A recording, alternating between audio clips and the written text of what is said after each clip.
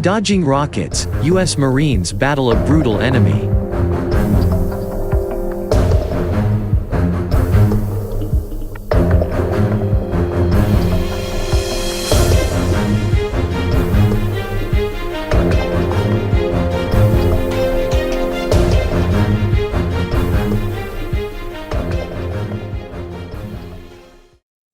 The U.S. military has a range problem. None of the tactical aircraft used by the U.S. Air Force, Navy and Marine Corps can fly far enough, with a useful payload, to take off from major U.S. bases and strike the most urgent targets in the likeliest war zones without the help of a lot of vulnerable aerial tankers. The Pentagon's sharpening focus on possible conflict with China has only underscored this tyranny of distance. The big American air bases in Guam and Okinawa respectively are 2,000 and 1,300 miles from the disputed Spratly Islands in the South China Sea.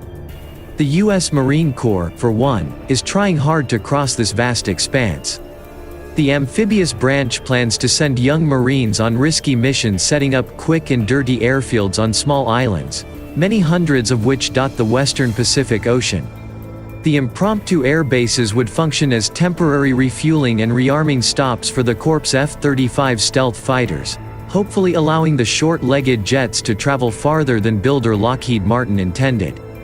Marine Fighter Attack Squadron 211 and its parent 3rd Marine Aircraft Wing rehearsed this long-range strike technique starting late last month as part of Exercise Winter Fury 22.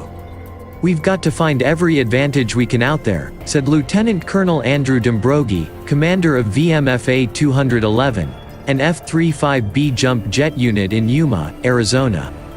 30 years ago this method of projecting air power might not have been necessary in some scenarios. The Marines operated subsonic A-6 attack planes that could haul a useful bomb load 1,000 miles on a single tank of gas. The supersonic F-35 can fly only half as far. The recent exercise revealed how a lot of Marines, working together, can stretch the F-35's legs. It all started on January 31st, when a California-based Marine infantry company flew in a gaggle of V-22 tiltrotors to Grant County Municipal Airport in snowy Moses Lake, Washington. The infantry took control of the airfield and set up a security perimeter, making it safe for personnel from Marine Wing Support Squadron 373 to deploy. The support troops brought along aviation fuel, refueling gear and AIM-120 air-to-air missiles.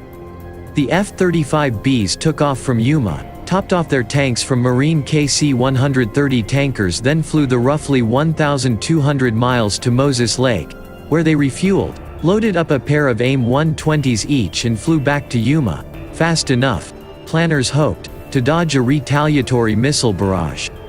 There's enough threats out there that what it really comes down to is time criticalness. How much time I can spend in one location, Dombrogi said. The idea is for Marines to jump from island to island, setting up new airstrips faster than the enemy can find and attack them. The Marines aren't assuming they'll always avoid incoming rockets. They might have to take a few hits and keep working. As part of Winter Fury 22, the third mob blew up an unused part of the airport tarmac, then repaired it. It's possible for an F-35B with its downward blasting lift engine to use a damaged runway, of course. "I don't need a whole lot of distance to take off from," Dombrogi said. An F-35B, in theory, can launch and land vertically, although that burns a lot of gas. It's better to use a few hundred feet of runway.